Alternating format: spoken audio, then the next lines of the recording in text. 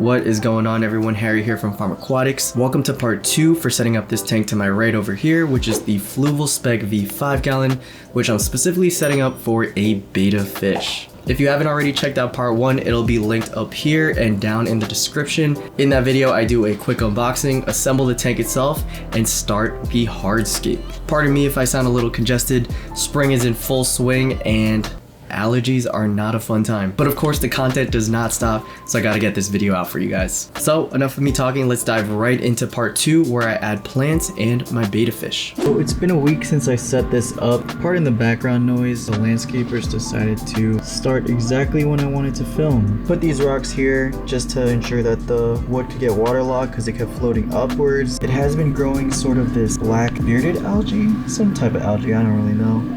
After doing a bit of research, I come to realize that this white fuzzy stuff growing on my wood.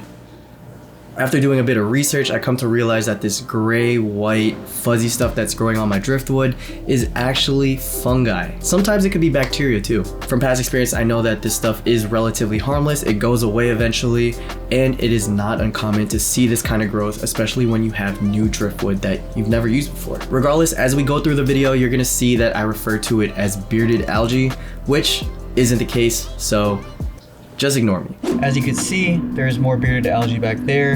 At least it gives a good visual of the flow that's created from here. What I'm gonna do is get a toothbrush and go through a first pass of all the wood here. Overall, it's not looking too bad. Once I take care of that, I'm gonna do a full water change, put some plants in here, and then we could finally add our betta fish to it.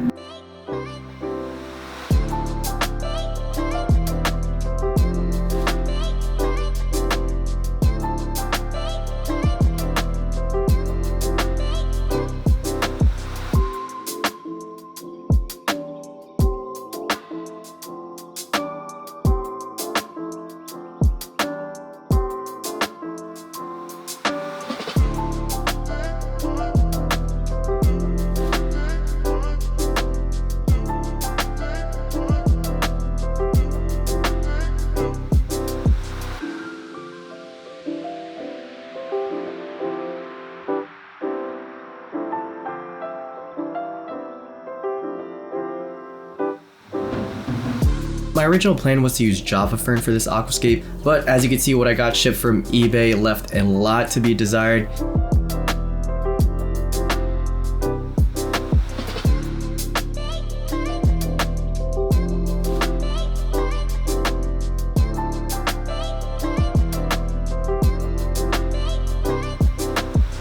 And as you can see, when I put it into the tank, it did not fill out the space like I wanted it to. So before George Farmer could cancel me on YouTube as a fish tuber, I decided to switch it out with something that I had a plethora of, and that is Anubias. It still fits the criteria of being extremely low maintenance, and this light will do more than enough for that plant. I decided to scrap the Java fern. I put that in my grow out tank to let that propagate, and I'm gonna save that for another project in the future. And yes, I started a plant grow out tank video on that coming soon.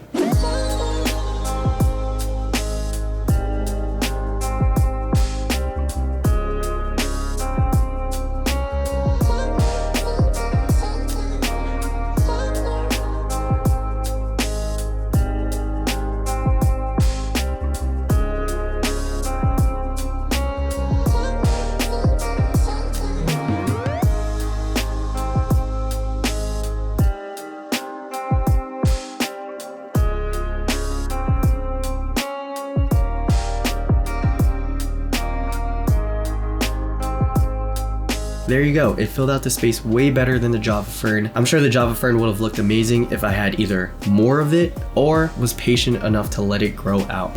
And there you have it. So this was Anubias that I had growing out in my guppy tank. It was getting a little crazy, but I thought it'd be a better use in here. Wanted to keep this tank very simple and low maintenance, so it's only gonna have Anubias. I tried cutting all of the algae-ridden leaves so that they wouldn't suck up any nutrients, but there are still some leaves that could do a bit of work. Next up is adding our betta fish. If you haven't seen the unboxing where we got this little guy, I recommend you look at it over here, and I'll link it down in the description as well.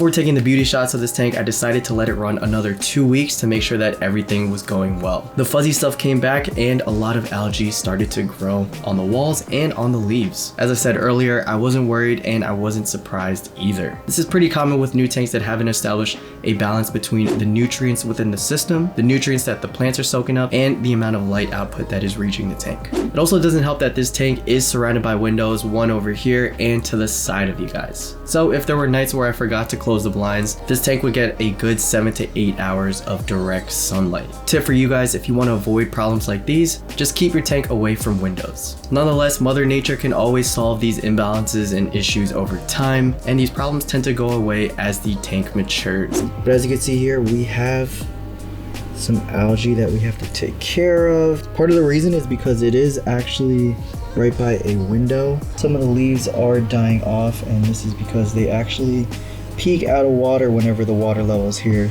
decrease due to evaporation.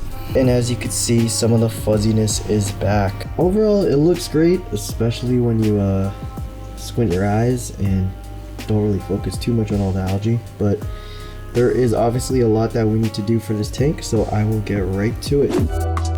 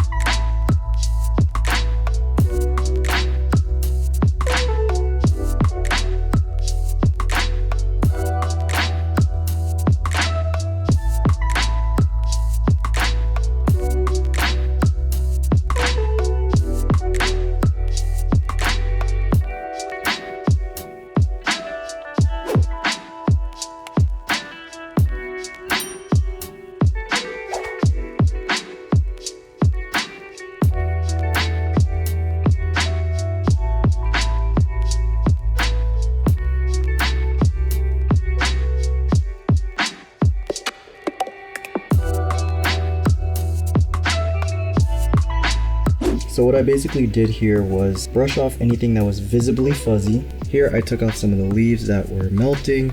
For those of you who are wondering, I got this driftwood from Petco and the price was pretty good. I did add another Anubias plant to fill out some dead space. All that's left to do is a water change, and then we will finally get to some footage of this tank.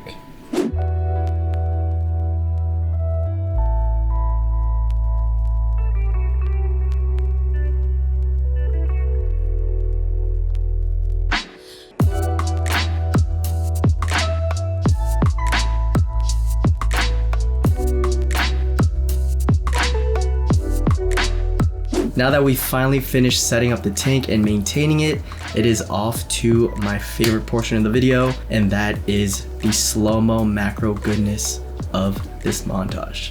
Check it out.